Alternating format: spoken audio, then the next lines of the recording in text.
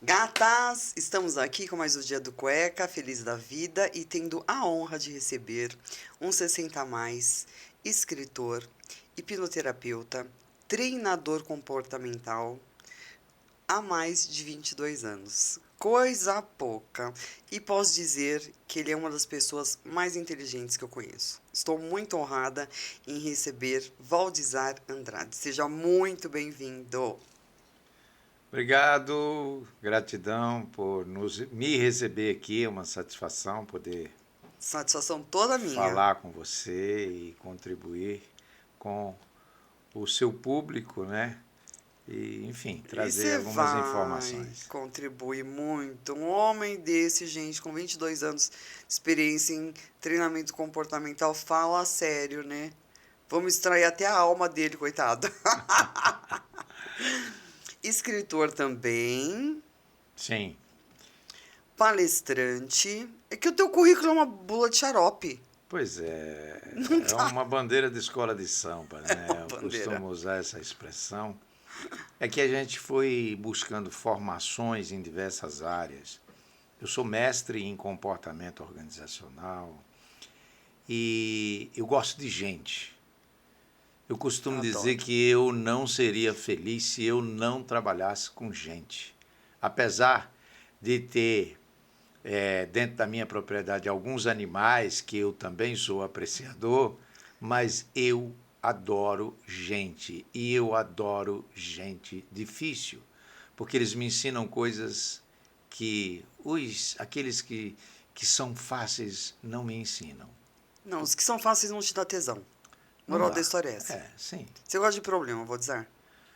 Não é que eu gosto de problema, eu gosto daquilo que me motiva a criar soluções. Então, o problema. Sim. Por isso eu tô falando, você gosta do problema. Vou te falar, a sarna do problema te pega. Vamos lá, me fala sobre... Você tem uma imersão que chama O Encontro com o Eu, é isso? Sim. Eu achei o tema maravilhoso. Eu quero que você me conte um pouquinho... Vamos começar por essa imersão, que eu acho que ela é bem interessante? Vamos, com certeza. Então me explica. O Encontro com o Eu é uma imersão onde nós trabalhamos o processo vivencial. Ele é um encontro terapêutico. Inclusive, eu tenho uma parceria de uma psicóloga, Silvia Rocha, que é minha parceira dentro desse evento, onde nós trabalhamos todos os processos de desenvolvimento do ser humano e trabalhamos todas as questões conflituosas e fazemos as mediações de conflitos. Trabalhamos o processo de busca, porque a grande dificuldade do ser humano é saber quem ele é.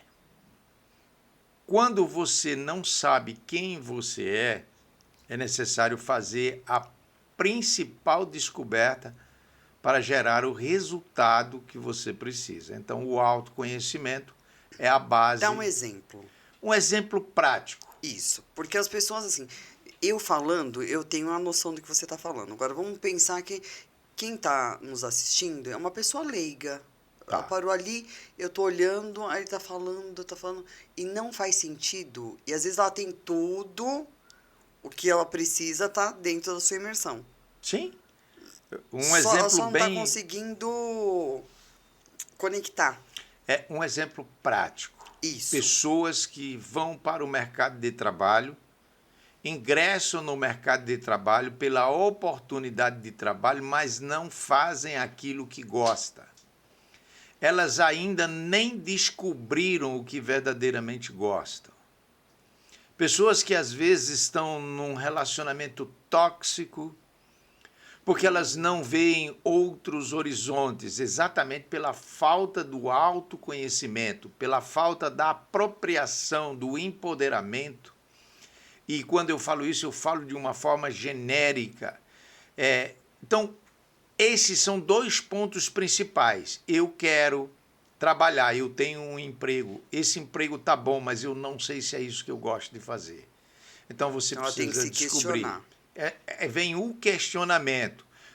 Eu conheço pessoas que prestaram concurso público e são as pessoas mais infelizes do mundo, são frustradas. Verdade. Por quê? Porque elas gostariam de empreender, mas elas ainda não têm autoconhecimento suficiente para dizer eu vou ousar.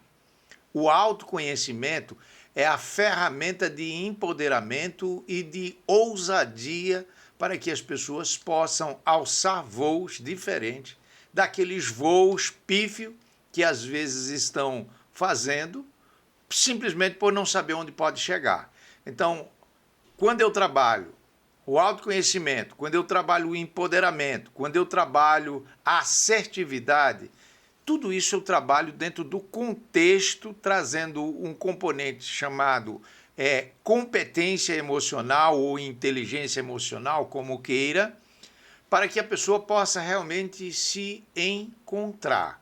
Por isso, o título da imersão, o encontro com o eu, para que as pessoas tenham ali um verdadeiro encontro e descubram canais extraordinários que estão disponíveis e que eles não estão acessando simplesmente por não ter o autoconhecimento e às vezes porque estão bloqueados pelo medo, por algo que ouviram quando era criança dos pais, dos avós, que você não vai conseguir isso, que quem nasce pobre tem que morrer pobre, enfim, essas coisas... Crenças limitantes. Crenças limitantes. Nós quebramos todas elas dentro de um processo vivencial em que as pessoas podem sim ter certeza que depois do encontro com eu, você não será mais aquela pessoa que chegou, mas sim a nova pessoa que está saindo.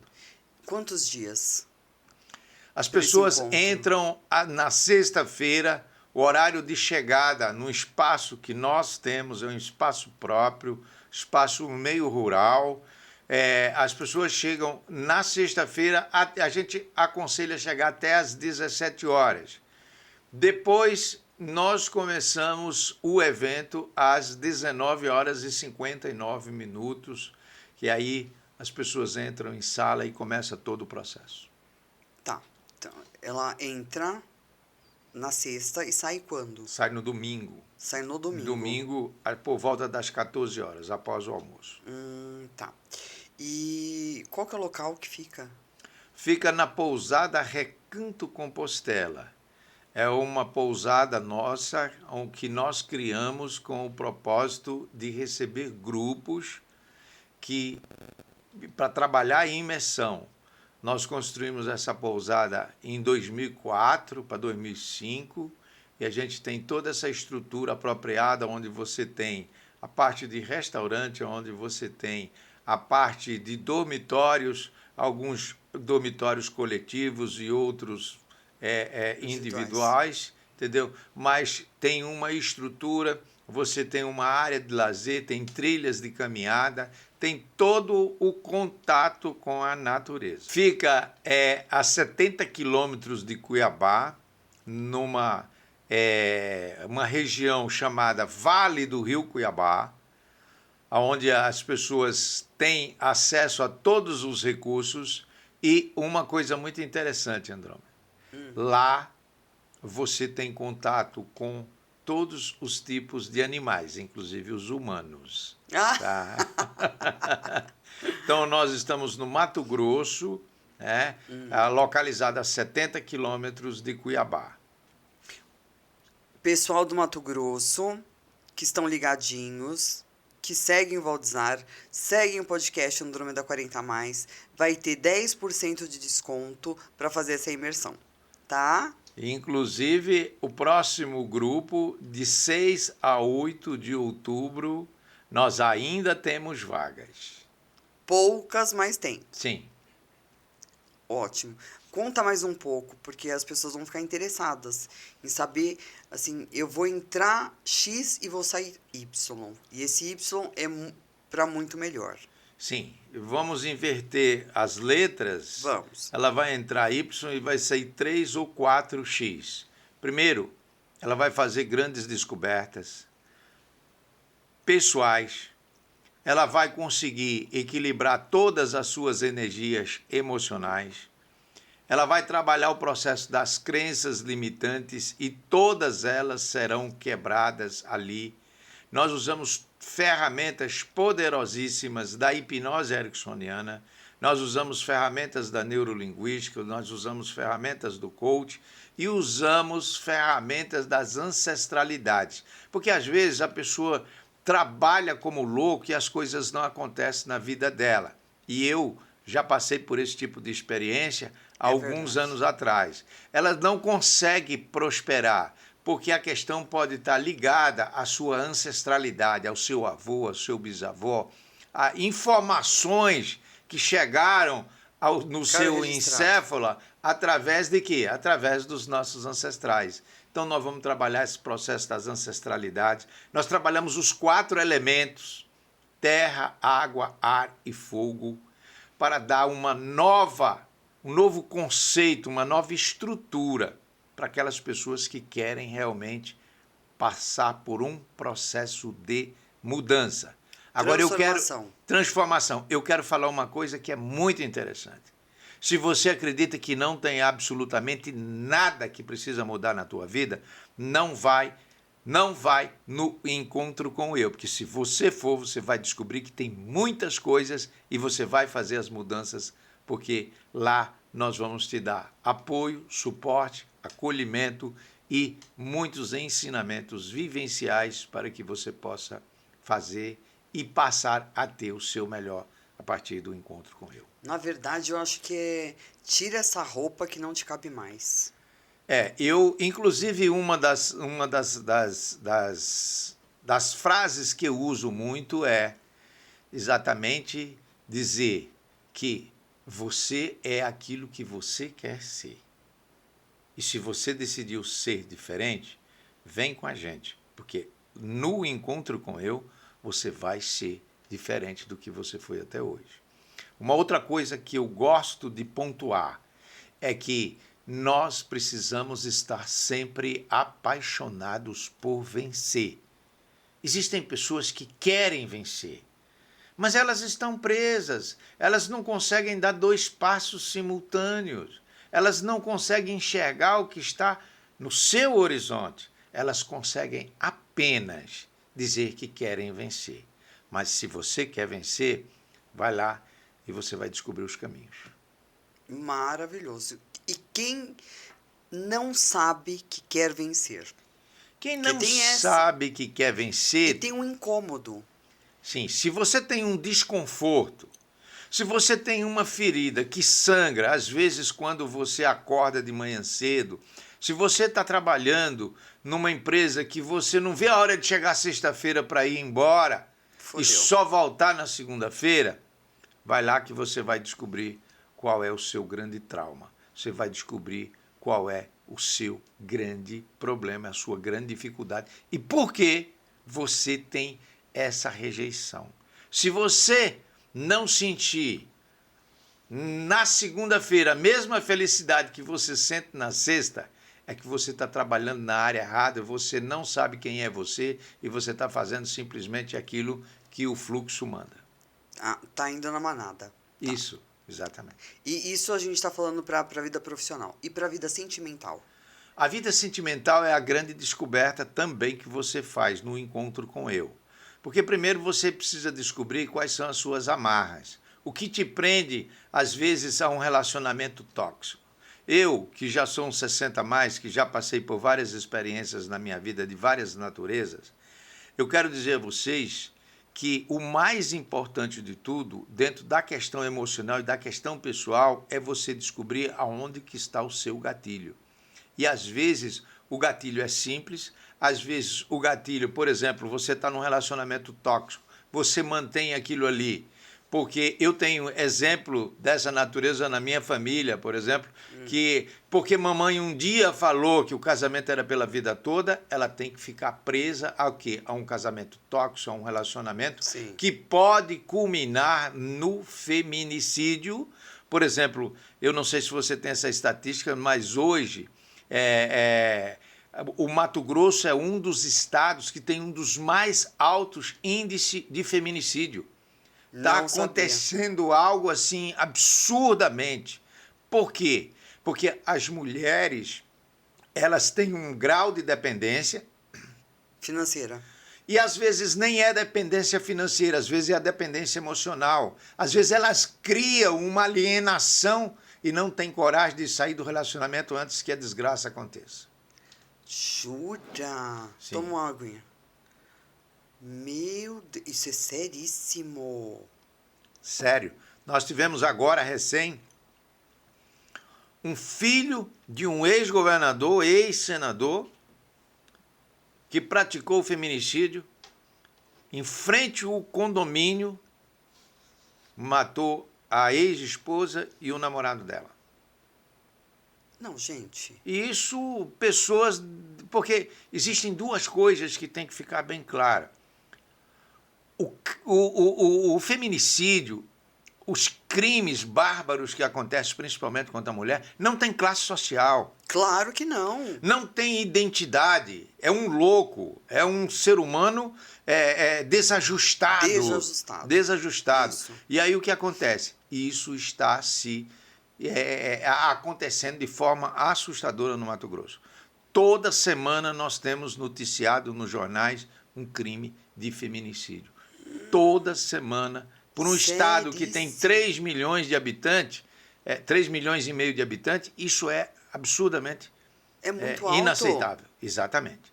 E isso está acontecendo e a gente percebe ainda, agora recém, vamos colocar os poses da política para fora aqui, que de vez em quando é bom também. Lógico. Agora mesmo um ex-deputado, assessor do presidente da Assembleia, foi numa festa com a esposa e lá ele bateu na mulher. Gente. Então, essa questão da violência contra a mulher está assustando. Eu falo isso do Mato Grosso, onde eu vivo há 36 anos, e posso dizer que nunca foi presenciado tanta violência contra a mulher quanto está acontecendo agora. E aí o que acontece? As pessoas entram em depressão, porque a pessoa, antes de fazer uma besteira dessa, ela já está depressiva. Se ela não procurar o recurso, mais cedo ou mais tarde ela começa, como está acontecendo agora, a questão do suicídio também, em alto índice. Tanto é que se criou o Setembro Amarelo. Mas por quê? Porque as pessoas entram em depressão e não procuram ajuda. Se você está se sentindo ansioso, fora da caixinha, se você está tendo lapso temporal de memória em que você tem vontade de tirar sua vida ou de tirar a vida de outro, procura ajuda. Procura, porque existem vários modelos de terapia, existe a psicanálise, existe a psicoterapia, existe várias abordagens que vão tirar você desse sentimento absurdo. Se você está tendo sentimento de que você deve tirar a sua vida, ou de que quer tirar a vida de outro simplesmente para satisfazer o seu ego, é porque você está doente. Então procure tratamento, procure ajuda. E a pessoa que está vivendo com uma pessoa dessa, ela está percebendo também. Sim, é perceptível. Então vamos falar com os dois, vamos falar com quem está com problema e quem vive com a pessoa com problema. Porque ela é a vítima. Ela é a vítima em potencial e ela se permite ser vítima dessa situação. Ela deixa que isso venha como se ela tivesse o poder de controlar um depressivo, um psicossocial, que antigamente era psicopata. Ela acha que vai mudar. Ela acredita que vai fazer a mudança da vida dessa pessoa. E essa pessoa é uma desajustada, é uma pessoa doente, é uma pessoa que precisa de ajuda. E não uma pessoa que precisa que você coloque a sua vida à disposição dela. Esse que é o problema. O duro é criar consciência nessa mulher. Esse trabalho é um trabalho que precisa ser feito e eu costumo falar muito de questões, por exemplo, como eu trabalho com treinamento e eu trabalho com treinamento comportamental, trabalho com algumas questões voltadas para organizações, eu costumo dizer que as nossas empresas hoje recebem o espólio das nossas famílias. Porque nós vivemos num país em que as famílias estão desajustadas. Somente. E desajustados não é o homem que ele e a mulher chegaram a um denominador, o relacionamento não deu certo, eles mantêm o equilíbrio. Separam, cada um vai cuidar de sua vida. Não. Desajustado é aqueles que ficam. O pai agredindo a mãe, palavrões, não é só agressão física, às vezes é agressão verbal, às vezes é agressão emocional, e tudo isso as pessoas não têm coragem de tomar decisão. As pessoas não têm coragem de fazer o enfrentamento de um problema. Talvez ela não. Eu acho que a coragem não seria o nome. Eu acho que é a consciência.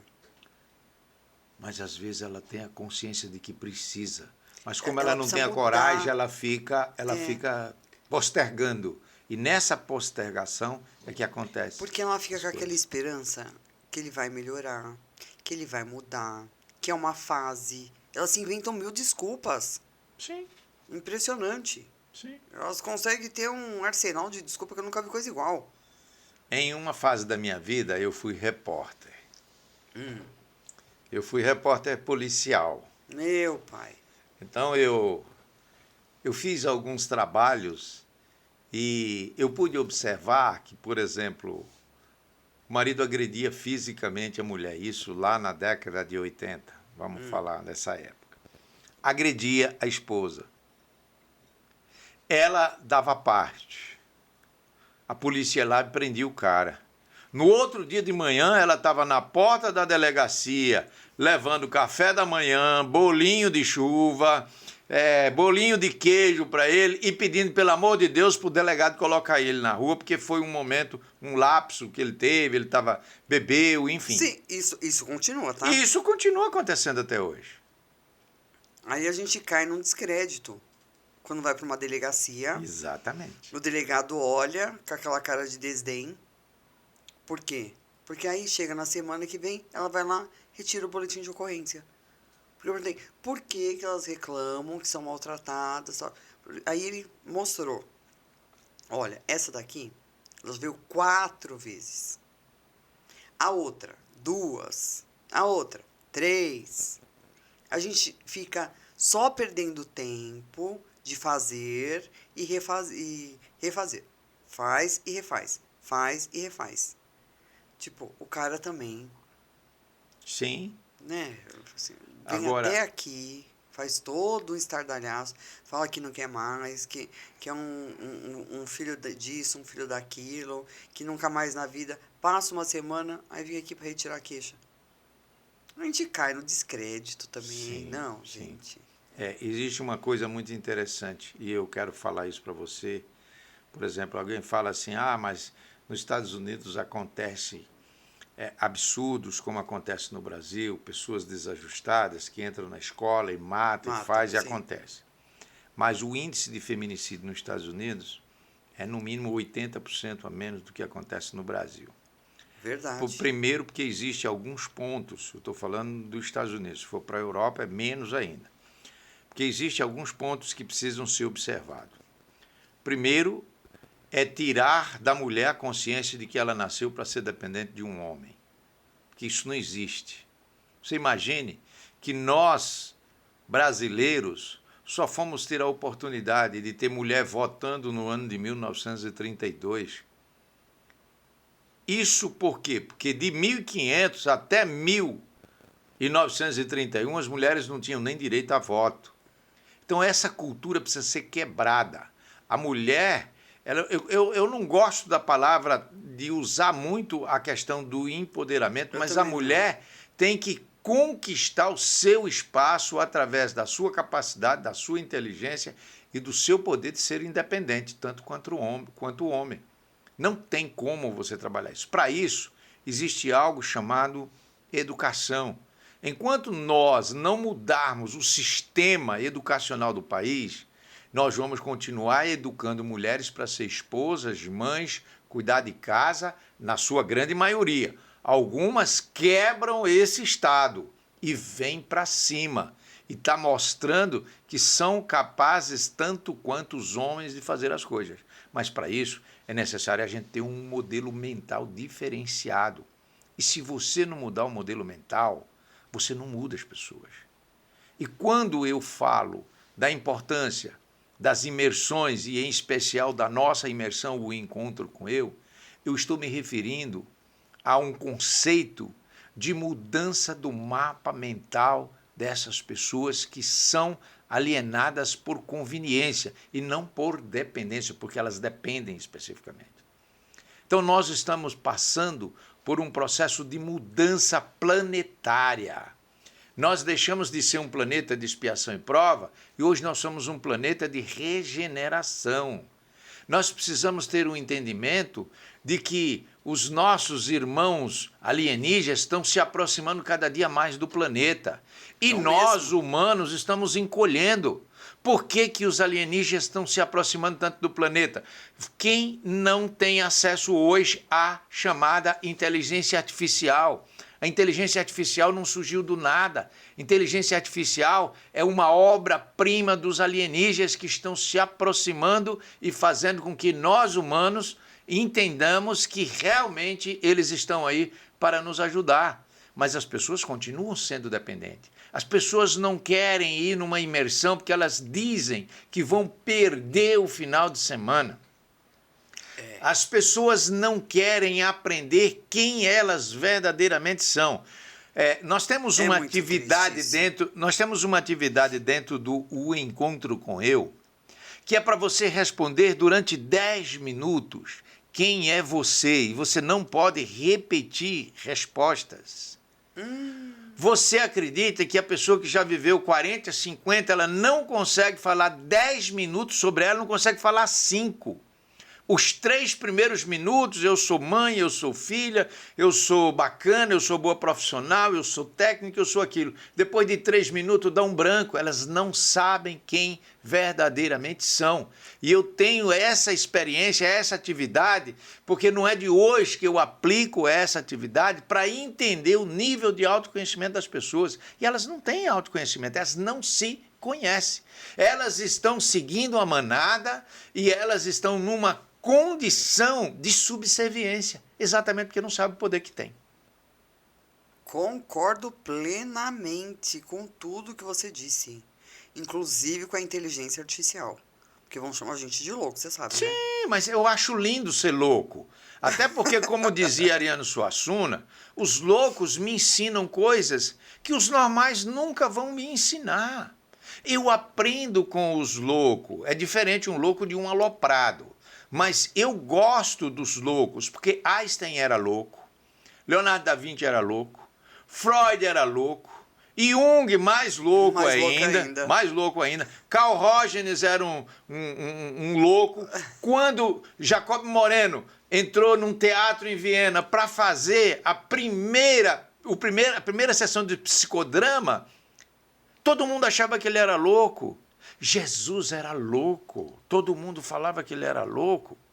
Então o que acontece? Se me chamar de louco, não está me agredindo, está me elogiando, porque está me comparando a esses grandes vultos da espiritualidade que passaram pela Terra.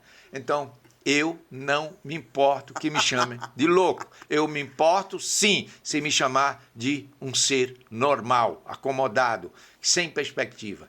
Eu gosto de ser o louco. Não, e um ótimo louco, que é melhor ainda. É um excelente louco. Agora me fala uma coisa, vou dizer. Já que a gente tem um problema cultural, certo? Então já está implantado isso, e a gente não tem um governo que está querendo olhar para a educação, para que mude esse modelo mental. O que a gente pode fazer? A primeira coisa que está na Constituição brasileira, e que, infelizmente, ninguém acordou para isso, está escrito lá que o poder emana do povo.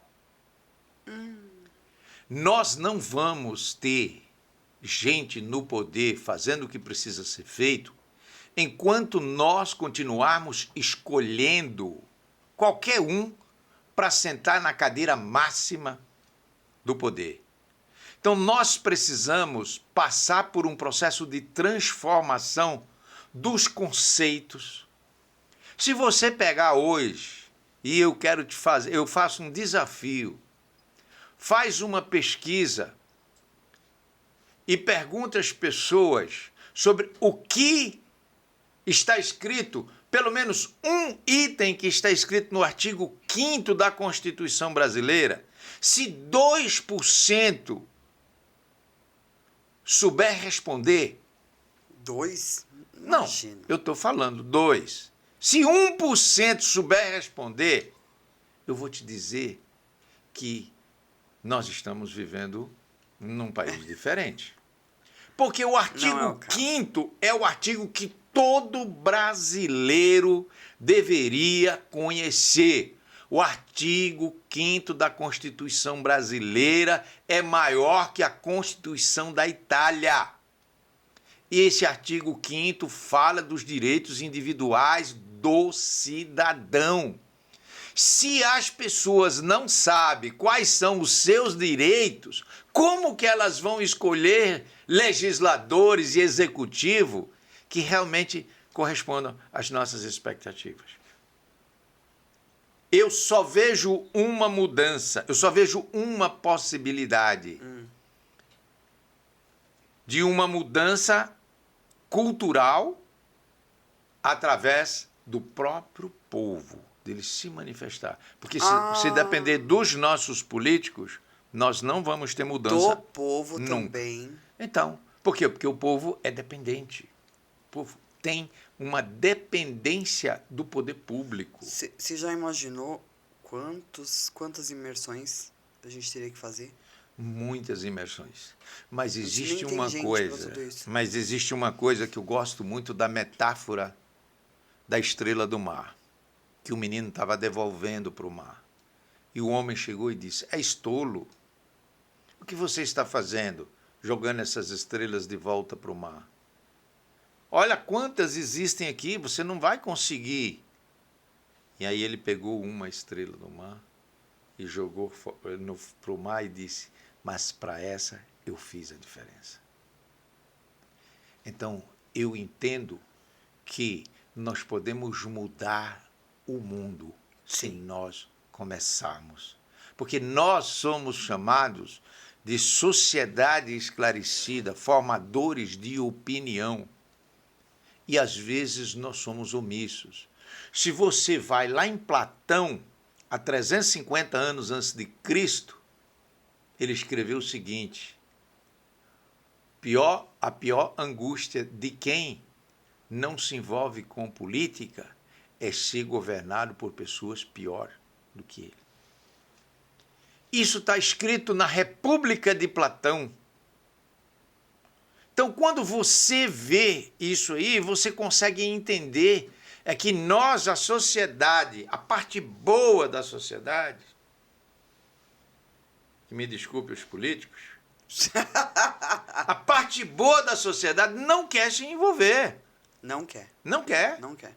Uma outra coisa que me assusta: as pessoas fazem uma profissão de político, profissão de deputado, profissão de senador. No Mato Grosso nós temos senador que está sendo eleito já, ele foi deputado federal e é senador já há 3 mandatos. Mas não é culpa dele. Aqui em São Paulo, não, é culpa de quê? É culpa do sistema que coloca ele como competidor. E com o poder político que ele tem. Filho, ele pode ir 20 vezes, se não tiver ninguém que vote. Esquece. Tá, mas como nós temos uma sociedade dependente, o que nós precisamos criar? Uma legislação que proíba a reeleição. Sim, claro. Isso é o primeiro fato. Agora eu vou te falar uma coisa. Imagina, estou aqui em São Caetano. O prefeito daqui estava inelegível. Inelegível. Ele perdeu, ficha suja, ele perdeu todas as instâncias, todas. Pois ele foi, se candidatou, sabendo que estava inelegível. Você quer o pior da história? O cara ganhou. Mas nós temos um exemplo, presidente da República. Democracia. Não, isso. O cara dentro, você já nem tinha que aceitar. Se você tá com a ficha suja, não aceita. Ponto. Como é que aceita o cara se candidatar? Fala uma coisa dessa. Aí vem as chamadas É um brechas da absurdo. lei. Então, A lei faculta, a lei não foi feita estava. para... Nós ficamos 11 meses sem prefeito essa cidade. É brincadeira? Olha o absurdo. Aí ele conseguiu, né? Dando os nossos jeitinhos brasileiros horríveis, veio com a sentença de que a ficha dele ficou limpa. Essas questões são muito complicadas, São porque demais. nós não vamos mudar o país Não. enquanto Ponto. nós não mudarmos as A cabeças, consciência, a consciência do Então a gente eleitor. precisa entender o seguinte, na minha opinião, que a gente precisa pegar, fazer um trabalho unilateral, Trabalho independente. independente. Sim. Se a gente puder usar unilateral, né? Com viés que seja dentro de uma prefeitura, dentro de uma política, vai ser excelente. De uma certa forma, eu acho que esse seria o caminho. E, infelizmente, eu acho que é o único caminho. Tem que ir unilateral. Na realidade, eu volto mais uma vez a trabalhar o conceito da educação. Mas não Nós dá para temos- mudar essa Pois é, educação. nós temos uma cultura. Fazer um trabalho solo, existe então. hoje, Privado. na Constituição brasileira, as chamadas leis de interesse popular, que a partir de 1 milhão, 2 milhões de assinaturas, Ah, pode ser feito um projeto de lei e esse projeto de lei mudar porque ele é de iniciativa popular. Quando você pega isso aí, por exemplo, a lei da ficha limpa foi de iniciativa popular. Só que os próprios deputados que receberam o projeto e aprovaram, depois eles começaram a emendar o projeto lá. Mas para isso é necessário que exista uma sociedade esclarecida. A sociedade esclarecida, nós só vamos conseguir esclarecer, deixar a sociedade esclarecida por meio do conhecimento. Conhecimento é a base. Sem conhecimento, as pessoas seguem o fluxo, ou seguem a manada. Quando você trabalha o processo de busca pelo conhecimento e pelo autoconhecimento, as pessoas começam a entender quais são os seus poderes. E vou te falar uma coisa. Por que o autoconhecimento... É uma pergunta. Por que o autoconhecimento bota tanto medo na estrutura política do país? Porque quando a pessoa sabe que ele tem autoconhecimento, ele constrói a sua independência. Sim. Aí é preferível, por exemplo, quando nós estávamos no regime militar, eu sou dessa época, graças a Deus, não que eu aprovava o regime militar, mas hoje eu acredito que eu fui um defensor da democracia e hoje eu não defendo esse modelo de democracia que está implantada no país. Então, naquela época, nós tínhamos o ESPB, Educação Moral e Cívica, na escola. Nós estudávamos esses conteúdos, que abria a consciência da juventude. Claro que nós tivemos outras disciplinas que foram tiradas, mas essas duas matérias, essas duas disciplinas, elas criavam uma consciência política do cidadão. O professor entrava em sala de aula, todo mundo levantava para receber o professor. O aluno cantava hino nacional. Hoje, se você fizer uma pesquisa nas escolas públicas, a maioria dos alunos não sabe cantar o hino nacional. Então, nós entramos num processo de retrocesso. E esse retrocesso se deu Baseado em quê? Na chamada e tão sonhada democracia. Ah, você defende a ditadura? Não.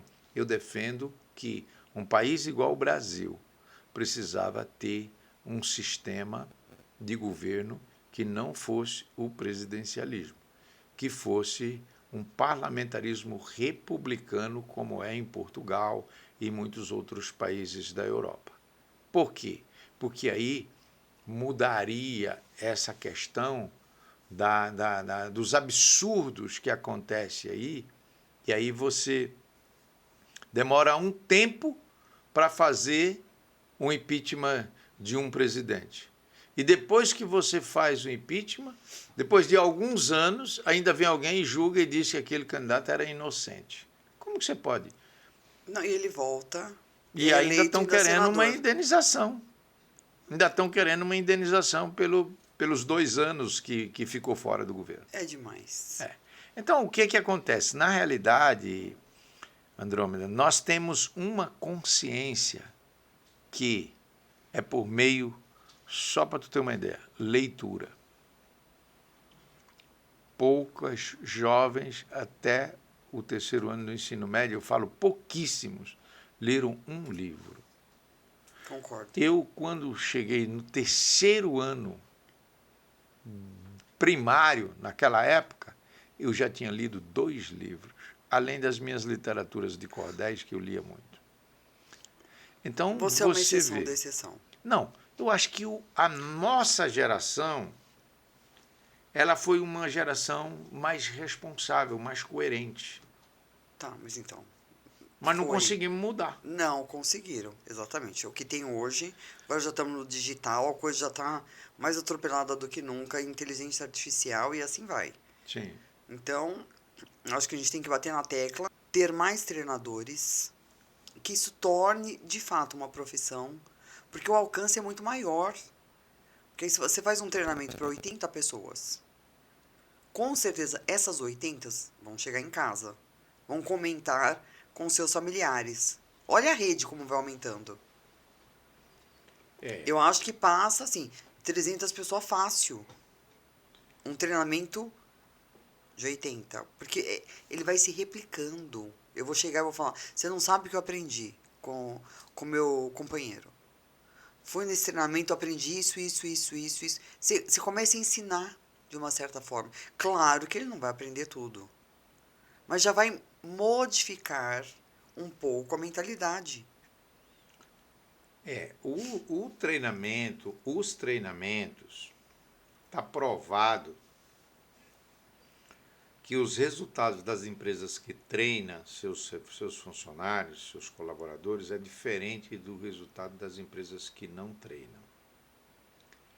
Quando você trabalha o processo de treinamento, mesmo o treinamento comportamental, que hoje as empresas, nós somos comportamento, e as empresas têm um monte de conflitos comportamentais dentro da sua estrutura organizacional, desde o chão de fábrica até os seus executivos, eles trariam uma nova mudança, mas tem que trazer um link ou linkar essa questão comportamental com os processos de desenvolvimento do povo brasileiro. Porque hoje nós somos um país rico. Essa semana eu recebi um material, para vocês terem uma ideia, o PIB do Mato Grosso, 226 bilhões do Nossa. agronegócio, só do agronegócio, 226 bilhões foi a riqueza do Mato Grosso, só em produção de agronegócio, entre o bovino, algodão, Sim. enfim. Então, o que acontece? Nós somos um estado rico. Muito. Muito rico. Nós somos um estado de pouca população. O estado de O Mato Grosso tamanho pode do representar. valor Sim, o agregado. estado do Mato Grosso pode representar um processo de mudança. Mas, para isso, é necessário que algumas estruturas se convençam. Por exemplo, eu vou falar isso aqui, o sistema S, por exemplo. O Sistema S poderia ser um braço direito da alavanca pelo desenvolvimento humano. Eu voltei e falei agora há pouco de OSPB. Quando tinha OSPB e Educação Moral e Cívica, os jovens tinham um nível de aprendizado sobre a consciência política. Mesmo que muitos não seguissem, mas tinham alguns que iam seguir, e hoje nós não temos. Sim. Então, imersões e mais imersões, mudança de mapas mentais, ressignificação de processos internos, reestruturação das pessoas que às vezes estão aí combalidas simplesmente porque desconhecem a sua verdadeira capacidade de fazer a diferença. Tudo isso pode mudar de forma extraordinária. E é para isso que você luta. O futuro. Eu tenho uma luta. E a minha luta é fazer com que as pessoas tenham um entendimento da necessidade de mudança do sistema. Não adianta eu querer mudar uma pessoa se eu não mudar o sistema.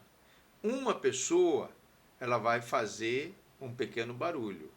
Agora, se eu conseguir mudar 1000 pessoas, eu trouxer 1000 pessoas para essa nova realidade, eu com 1000 pessoas, eu faço um super barulho. Você lembra daquela musiquinha, né? Um leão incomoda muita gente. Muita gente. 2 leões incomoda muito mais. No meu caso era elefante. Pois é. Então o que eu quero dizer é que há necessidade exatamente disso aí. Entendi. Agora, por exemplo, incentivo à leitura. É muito raro alguém fazer um programa de incentivo à leitura. Porque a maioria dos nossos políticos também nunca leram um livro. Fora isso. Nem vamos ir para esse lado.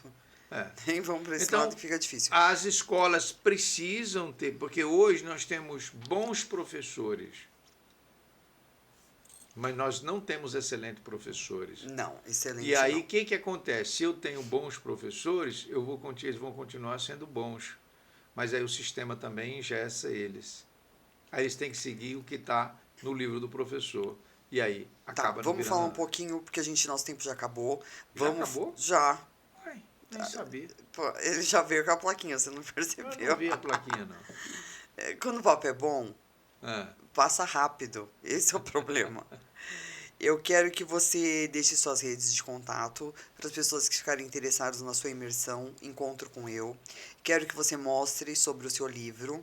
Esse é o seu último livro, não é isso? Não, essa é a 2ª edição do livro que eu escrevi sobre... Você já escreveu outros livros. As minhas experiências. Esse é o último. Não, o último eu trouxe, mas acabou que... entendi. Que o último livro que eu lancei agora chama-se Caminhos e Escolha. Está à venda também no nosso site, www.valdizarandrade.com. Valdizar com Z. Valdizar com V e com Z. Isso. valdizarandrade.com.br. E aí a gente tem outros livros. Nós temos um livro que agora a gente está lançando a 2ª edição dele também, que é O Universo das Palavras. Temos 2 coletâneas de poesias, inclusive uma delas tem uma participação de um poeta de Angola, que nós escrevemos. Uma nós escrevemos quando o Pantanal estava em chama, em homenagem ao poeta Manuel de Barros. A gente escreveu, chama-se Poetizando o Pantanal. Ai, que lindo. Teve participação de vários poetas de vários lugares do Brasil. E depois nós fizemos, durante o período da pandemia, a gente não tinha muita coisa para fazer, fomos fazer poesia. E aí nós escrevemos, quem organizou todas essas coletâneas e quem cuida dos meus livros chama-se Roberta Regata, ela é aqui de Mogi, faz um trabalho para mim já há 13 anos. E aí nós fizemos uma nova coletânea de poesia, que o título dela é Emoções que Brotam, baseado na questão da pandemia. E eu tenho o meu primeiro livro que eu publiquei, que é Caminhos para o Sucesso. Esse também está esgotado, eu já estou providenciando mais uma edição. Tá vendo como que é difícil o homem, né, gente? Vários livros, já está na 2ª edição, já esgotou, já vai de novo para a 2ª edição, e assim vai. Agora vamos mostrar esse daqui, então, que esse daqui é o que você tem hoje, que é o Poder da Decisão. Poder da Decisão. O Poder da Decisão é muito interessante as pessoas entenderem. que é nas decisões que a gente constrói um mundo diferenciado. Tira e fala de novo, porque eu quero fazer um corte. Não. Aqui, empresta para mim. Empresta. Agora fala o que você falou olhando para essa câmera. O poder da decisão. É nas decisões que as pessoas encontram os melhores caminhos. Tem gente que morre de medo de tomar decisão. Você não precisa tomar uma decisão absurda. Você pode tomar decisões pequenas e assertivas. E este livro, ele está escrito, foi 25 dias de caminhada pelas montanhas do Caminho de Santiago de Compostela, e eu fiz em 25 pontos de reflexões para você entender a importância das suas decisões e o quanto elas podem influenciar na construção do seu sucesso e da sua felicidade.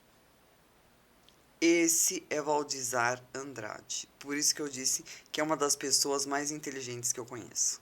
Muito honrada com você aqui. Prazer em tê-lo. Muito obrigada. E volte sempre, a casa é sua. Gratidão, eu me sinto honrado, sou muito feliz porque ter uma amizade como a sua é algo de valor inestimável. O valor é todo meu. Muito Esse obrigado. podcast está inteiro à sua disposição. O que você precisar, vou lançar o livro, vou lançar uma mentoria, vou lançar uma imersão. Vem aqui, que está sempre de portas abertas para você. Gratidão. Gratidão toda minha. E eu estou lá em Mato Grosso, pronto para te receber no dia que você for para lá. Lindo! Vamos conhecer o Arraso, vamos!